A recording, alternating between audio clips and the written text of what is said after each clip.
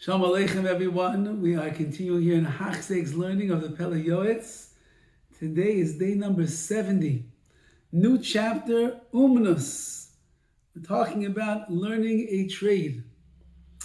Interesting thing to learn about during the Aseret Simei Tshuva, but perhaps we'll try to pull out some lessons in our attempts to be misakin ourselves during these days, to tip the scales in our favor, to see the beautiful insights of the Pele Yoetz.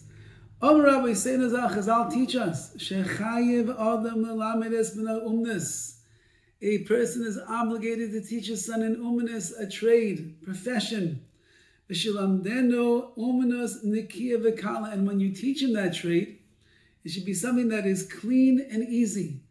You don't want to put him in a situation where he's going to be confronted by spiritual nisyonos every step of the way. It should be things that are easy to be able to get through.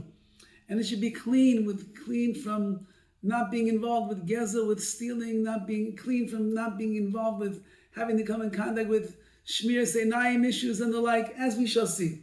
Really,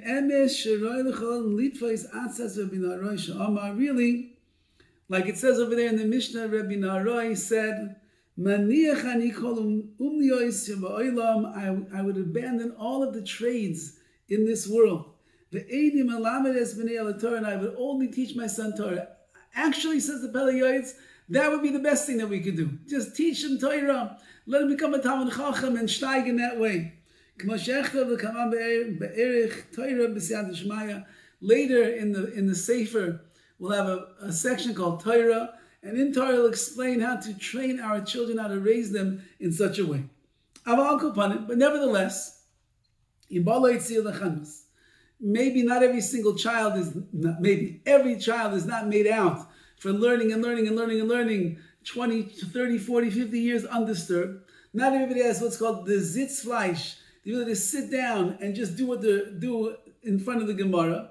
So there are going to be plenty of Yidden that are going to go out to get a job, and they're going to have work and business dealings and the like. And therefore, if you're going to take them out into the marketplace, as the Pele Yoetz, even if the father himself has a lot of nechasim, a lot of property, do not be embarrassed to teach your child an umnus, a trade. What, you're the Weltsgewir over here.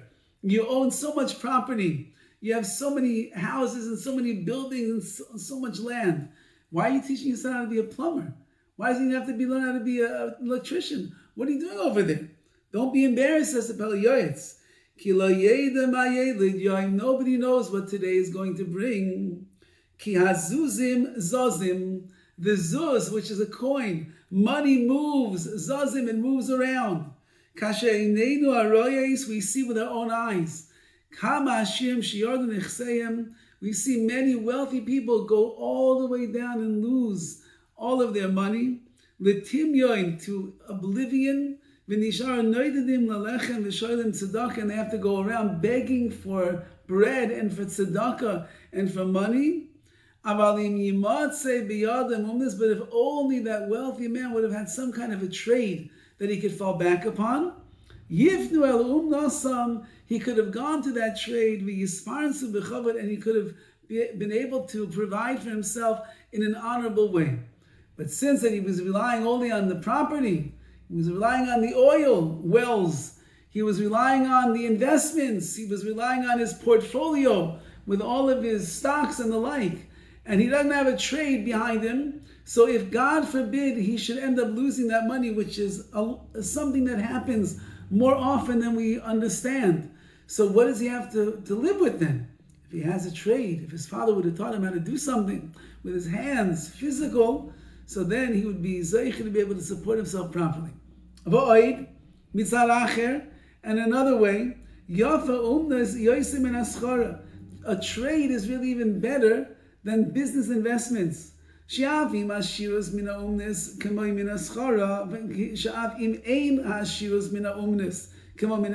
true that most likely a plumber is not going to become as wealthy as a man that's out there in business, who's buying properties, flipping houses, buying up whatever he possibly can. It's true, you're not going to become as wealthy. Nevertheless, if you're involved in a trade, you're going to live a life of peace and harmony. Because normally when you have a trade, you don't have to go out far away. You don't have to go traveling over oceans and seas and rivers and the like. And you don't have to go and take loans and have contracts called politzas, some Bulgarian name that they had over there, probably promissory notes and the like. They break the body of a person. You don't have to do things where you're extending credit to be able to make money and the like. You're a simple person. You're doing your job. You get paid for your job. And the sun and the heat is not going to be sweltering and wear you down. Many of these trades that we're describing over here, they can be done in the privacy of your own home. What are you, a carpenter? You work in the warehouse, in the shop over there. What are you, a tailor? Bring it to the table and put the things together. You don't have to work outside in the sun. You don't have to work outside where you're getting broken down. You don't have to spend a lot of money. You can do things very simply. Even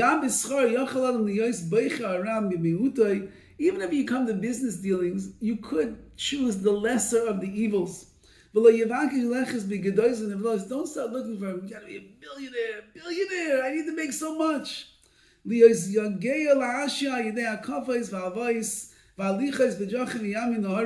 Then when you want to make so much money, you're going to get into loans and promissory notes and extending credit, and you have to travel far away to distant lands to go and get what you want. Rather, you should be satisfied with even a little bit. That's good enough. And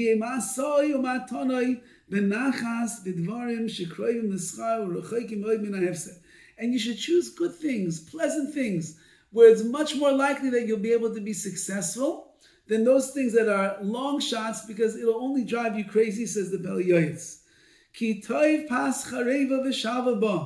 It is better a little bit of dry bread in tranquility than a big fat geese or goose or a big fancy steak, which came with a lot of lachas, a lot of pressure, and a lot of stress.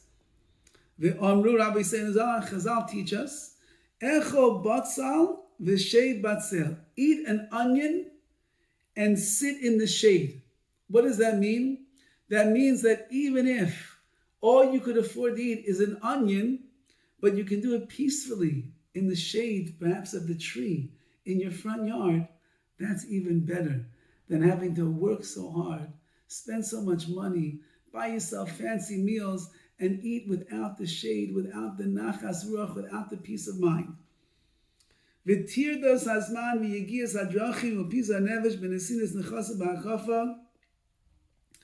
a lot of time that gets tirdas, that gets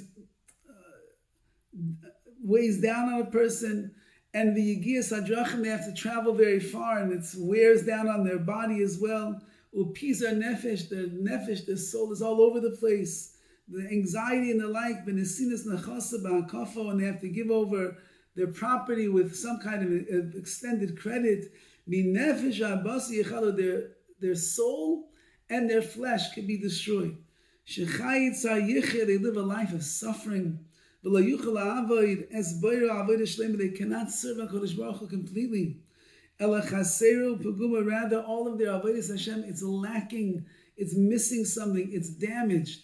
Because if my mind and my body is busy constantly making the next million, and all the things I need to do to be able to get that money in my pocket, and all the sleepless nights and all the travels I have to do, and all the hard work and the effort, and for what? For some extra money, for more money in my bank account. So what's going to suffer the most? I'm going to suffer. And if I'm suffering, my avodas Hashem is going to suffer. How can I serve HaKadosh Baruch Hu?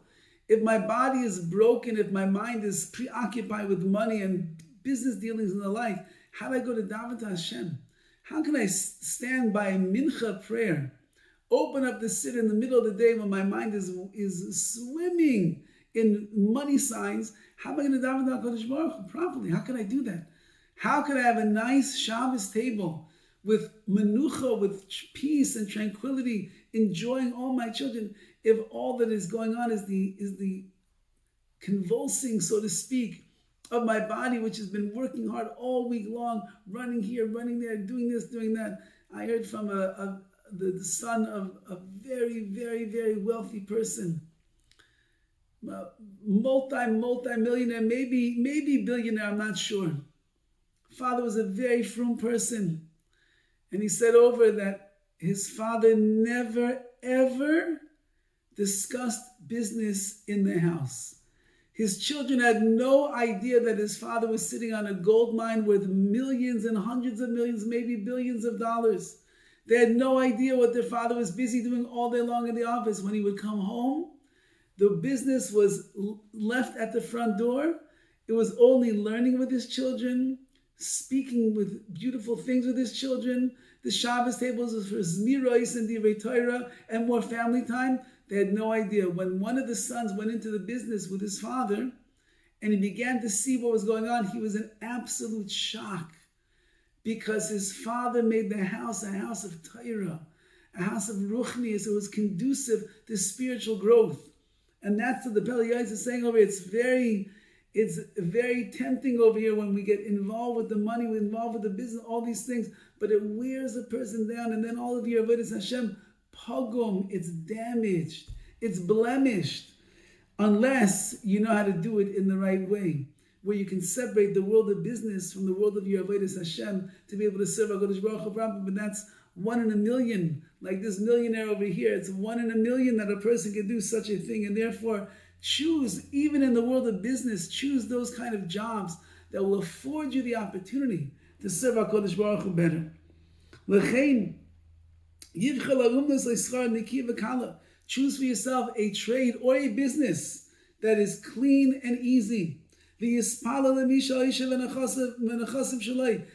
to the Rabbi Shalom, because that's where the riches and the property comes from.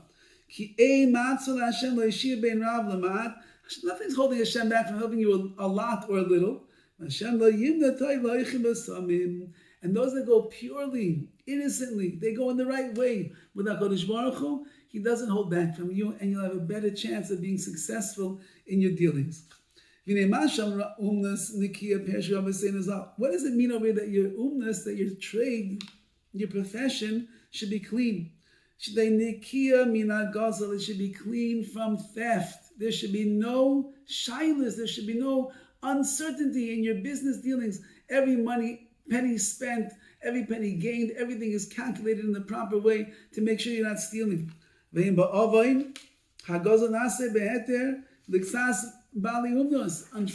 says the Pele Yoetz, this gezel, stealing and the like, is something that some Bali Umnas, some workers, some tradesmen and the like, businessmen, they give themselves a big head, they give themselves a great leniency in this area, and they say, it's fine, what I'm doing is fine. He says, you find by tailors apparently that they would make a deal with the person. It's going to cost you, you bring me the material, I'm going to make a suit of $200, yeah, and that's how it's going to be. And then they come and they say the price went up and this and that, and they take this material, they give the other, they lie, they steal, they're stealing money from the person.